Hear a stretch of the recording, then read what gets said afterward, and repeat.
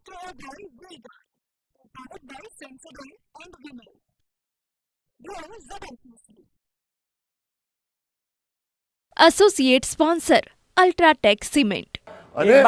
એક બાબત જે આપે સૂચક આપે છે કે આપ જે કહી રહ્યા છો હિરેનભાઈ, એ વાત છે કે કોંગ્રેસમાં ક્યાંય સેવાની ભાવના નથી, એ વાત કરે છે. ને કાલે પણ તેઓ ડિબેટમાં મારી સાથે એ વાત કરી રહ્યા હતા કે કોંગ્રેસમાં કામ કરવાની ધગશ નથી, એટલે એમણે પણ કોંગ્રેસ છોડવું પડ્યું. હું સંપૂર્ણપણે આશ્વસ્ત છું, સંપૂર્ણપણે વિશ્વાસ સાથે કહું છું કે 30માંથી 29 વર્ષ તો ઘનશ્યામભાઈ અમારી સાથે રહીને કામ કર્યું છે અને તમે કરવા નહોતા દેતા.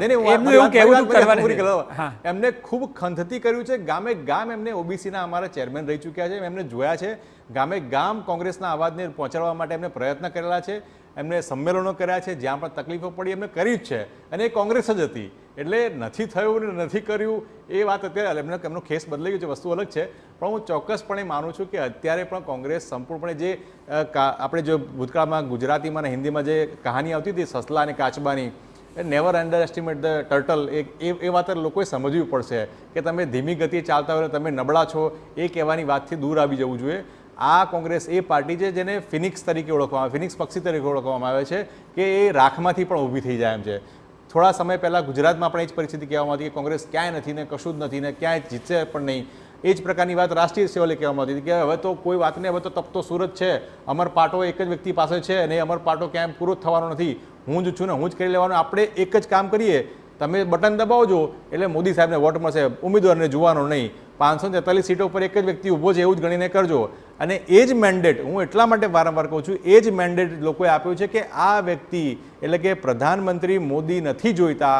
એ મેન્ડેટ ક્લિયર કટ મેન્ડેટ છે ને એટલા જ માટે વારાણસી સીટ ઉપર પણ જ્યાં શિવરાજસિંહ 8 લાખથી લીડ જીતે છે, પણ વારાણસીની સીટ ઉપર આજે મોદી સાહેબની 3 લાખની લીડ, જે ગયા વખતે માત્ર 1.5 લાખની લીડ આવી છે. બાજુમાં અયોધ્યાની સીટ પર ભાજપે ગુમાવી છે. અને ત્યાંની અયોધ્યાની વાત એટલા માટે મારે કરવી પડે કે આ લોકશાહીના તિલસ્મનું ખૂબ સારામાં સારું ચિત્ર જોવા મળ્યું છે કે જનરલ સીટ ઉપર પણ ત્યાં અવધેશ કુમાર કરીને અનુસૂચિત જાતિના વ્યક્તિને ઊભા રાખવામાં આવ્યા અને લોકોએ તેને ખૂબ જ સવર્ણ કાસ્ટ હોય કે તમામ 18 વર્ણ ભેગા થઈને એમને જંગી બહુમતી જીતાડ્યું છે. આ જ લોકશાહી છે, સૌને સાથે લઈને ચાલવાની વાત હોય ને એ કોંગ્રેસ વારંવાર કહેતું આવ્યું છે. મારો સવાલ ઘનશ્યામભાઈ એ છે, કારણ કે જે સવારથી ચર્ચા થઈ રહી છે એ થઈ રહી છે કે ફૈઝાબાદ જેવી બેઠક હોય અને વારાણસીમાંથી ઇવન પીએમ પણ જે જીત્યા નાના માર્જિનથી જીત્યા એટલા માટે કારણ કે અપેક્ષા વધારે હોય. આપને લાગે છે કે ઉત્તર પ્રદેશ જેવા રાજ્યમાં કંઈક તો ગડબડ થઈ રહી છે કે જે ભાજપથી પકડાતી નથી અથવા તો પકડાઈ નથી? ચોક્કસ એ તો ઉત્તર પ્રદેશમાં ઓછી સીટો આવી છે તો અમે સ્વીકારીએ જ છીએ. અને જ્યારે રાજ્યમાં ઓછી સીટો આવી હોય ત્યારે એનો થોડો ઘણો અસર તમામ સીટો ઉપર પડે. એટલા માટે ક્યાંક એવા પણ હોય કે સારા જેને આખી જિંદગી સેવા કરી હોય એવા લોકો પણ ક્યારેક આવા જ્યારે ઊંધી દિશામાં પવન ચાલે ત્યારે એમાં હારતા પણ હોય છે અને મતના એમાં ફેરફાર પણ થતો હોય છે. એટલે ઉત્તર પ્રદેશમાં ઓછી સીટો મળી છે એ ચોક્કસ સ્વીકારું છું. એનું મનોમંથન થશે, એના વિશે બેસીને અમે વિચારશું કે ક્યાં અમારી કમી રહી ગઈ, શેના માટે કમી રહી ગઈ. પણ ઓવરઓલ આ એનડીએની સરકાર બનવા જઈ રહી છે અને આવનારા દિવસોમાં વધારે અમારા કામોને આગળ વધારશે.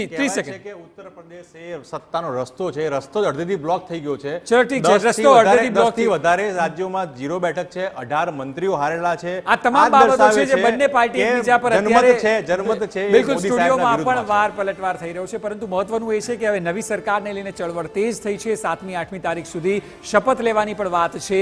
ત્યારે નવી ગઠબંધન સરકારમાં પડકાર અનેક હશે. જોવું રહ્યું કે આ પડકારને સરકાર કઈ રીતે પહોંચી વળે છે. આ બંને મહેમાનો સ્ટુડિયોમાં જોડાયા બદલ આપનો ખૂબ ખૂબ આભાર. તો અમારી વિશેષ રજૂઆતમાં હાલ બસ આટલું જ. નમસ્કાર. Nuclear by Vega, powered by Sensodyne and Vimal. Grow ZFC. Associate sponsor UltraTech cement.